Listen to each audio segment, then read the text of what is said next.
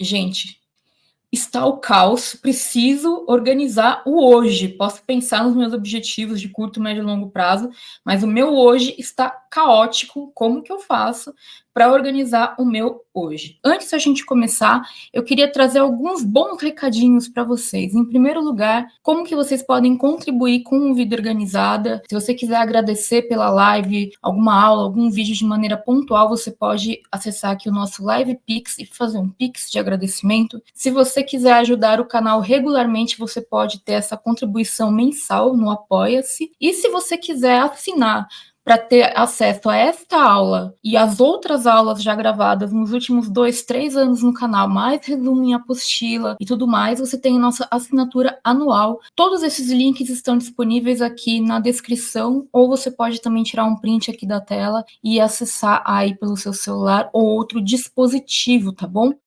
Então, existem 3 coisas que você precisa levar em consideração quando a gente fala dessa organização prática.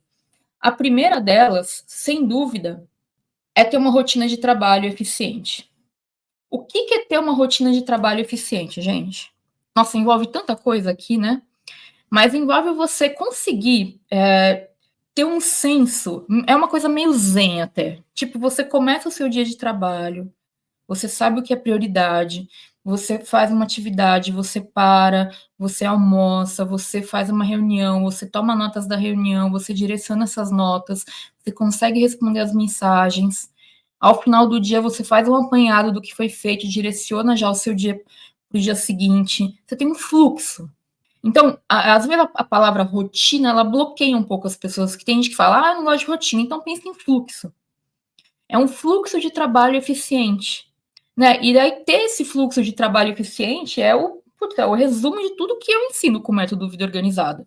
Não é em uma aula aqui de 45 minutos que eu vou conseguir passar tudo, né? Mas começa a partir do momento que você destralha, tem um espaço de trabalho organizado, que você consegue fazer um planejamento diário, semanal, mensal e por aí vai, que você consiga refletir sobre a sua área de foco para o ano, como que você vai organizar o que vai acontecer em cada trimestre, os grandes projetos e por aí vai.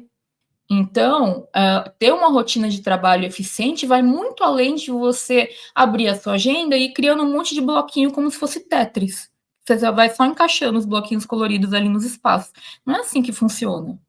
É melhor do que nada? Pode ser, mas muitas vezes acaba mais sobrecarregando do que ajudando. Eu costumo falar que quem faz apenas o planejamento diário acaba perdendo um pouco a noção daquilo que é prioridade e acaba trabalhando apenas no que é urgente, reagindo ao que está gritando mais alto.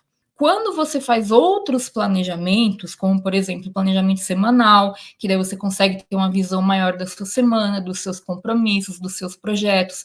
Quando você faz um planejamento mensal, que você tem uma noção dos eventos distribuídos ao longo do mês, dos prazos, se você vai ter alguma viagem, entrega grande de projeto, o que vai ser prioridade naquele mês, uau, muda completamente de figura. Porque aí você consegue fazer um planejamento diário com uma noção muito clara do que é prioridade. Fica muito claro. Né? Não fica aquela coisa, tipo, listando um monte de coisa ali como se fosse, sei lá, só tá despachando da sua cabeça para o papel. Existe uma grande diferença de você fazer isso e planejar efetivamente um dia.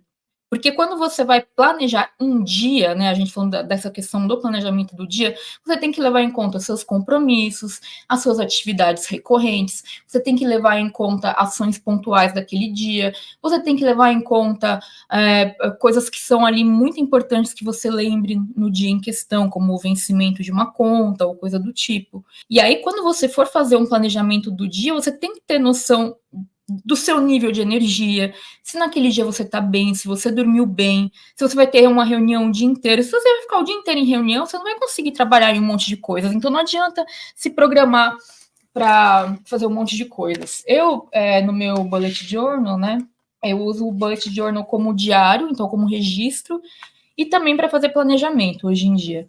Hoje, eu coloquei 5 coisas para fazer. Significa que eu só tenho 5 coisas para fazer na vida? De jeito nenhum. Tanto que eu tenho uma lista com as minhas tarefas da semana, que é o meu foco da semana. Então, assim, eu olho esse foco da semana e vejo desse foco da semana o que é prioridade para eu fazer hoje. E listo aqui. Se eu terminar essas 5 coisas e ainda tiver pique, energia, tempo para fazer mais coisas, eu vou na minha lista da semana e faço mais. E obviamente que você tem que lembrar que ainda podem surgir imprevistos no seu dia e você tem que parar tudo para atender. Então não dá para você planejar fazer num único dia 27 coisas.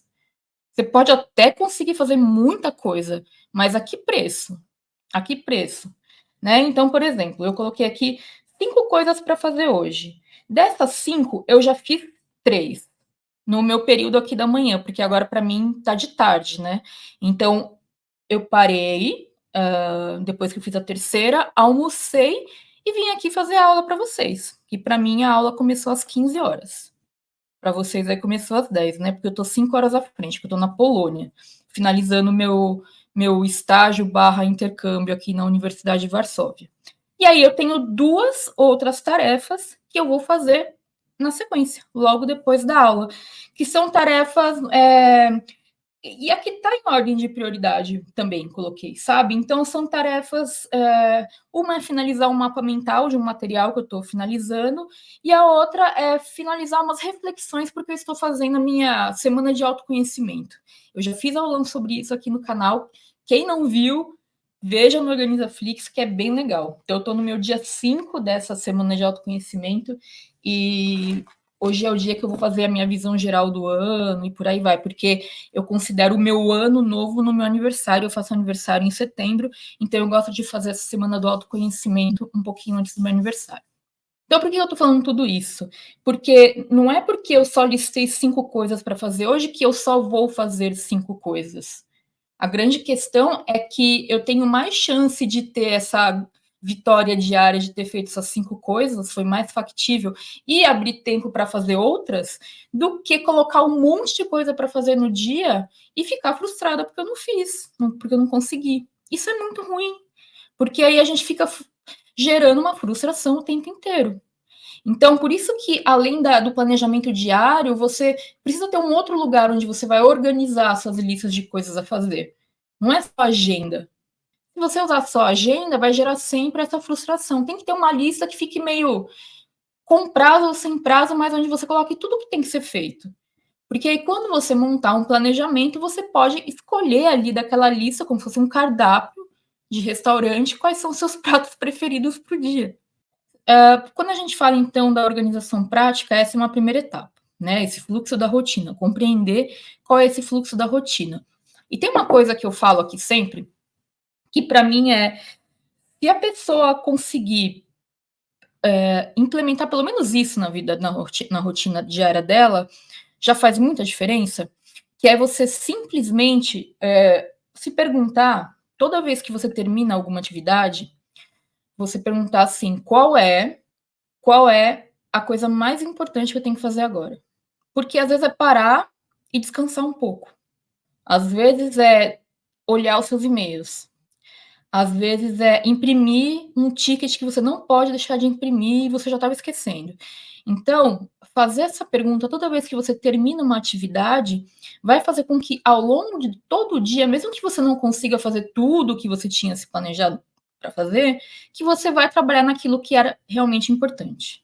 Tá bom? Então, fica aí essa dica. A segunda coisa é a própria gestão do tempo e projetos, né? Então, assim, existem N técnicas de planejamento do tempo, de prioridades, né? As duas mais famosas, assim, o pessoal fala muito é essa matriz de Eisenhower, que é aquela que você coloca as prioridades em A, B, C ou D, né? Que é urgente, urgente, mas não importante, importante, mas não urgente, aquelas coisas, né? Não é nem importante nem urgente.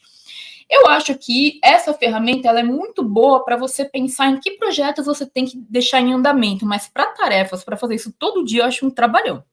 E Kanban também é muito bom para projetos. Então, assim, de modo geral, são ferramentas, né? Isso, gestão do tempo e projetos. Agora, para você gerenciar as coisinhas menores, que seriam as tarefas, as ações pontuais, as ações de rotina, eu recomendo que você use 2 ferramentas: agenda e uma ferramenta de listas. Se você usar Google, por exemplo, você pode usar Google Calendário e Google Tarefas. Se você usar Outlook, por exemplo, você pode utilizar o calendário do Outlook e o tarefas do Outlook, ou To-Do, né, que eles têm.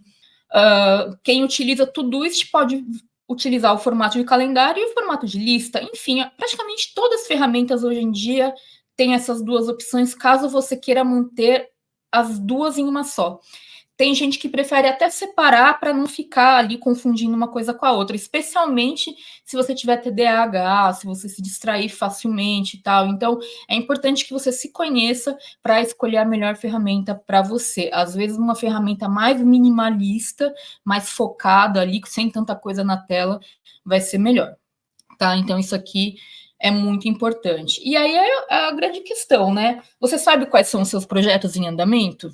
Você revisa esses projetos com uma certa regularidade, tipo uma vez por semana? Você tem ações definidas para esses projetos? Você revisa essas ações para poder planejar a sua semana e dedicar tempo a elas?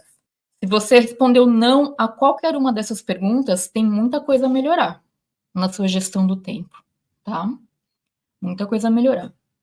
Por isso que eu recomendo o nosso workshop do final de setembro, tá aqui, ó, que vai ser o workshop de produtividade saudável, onde eu vou ensinar do zero a fazer todas essas coisas, ou ensinar você a ter constância nessas coisas que você já sabe fazer, mas você não tem constância.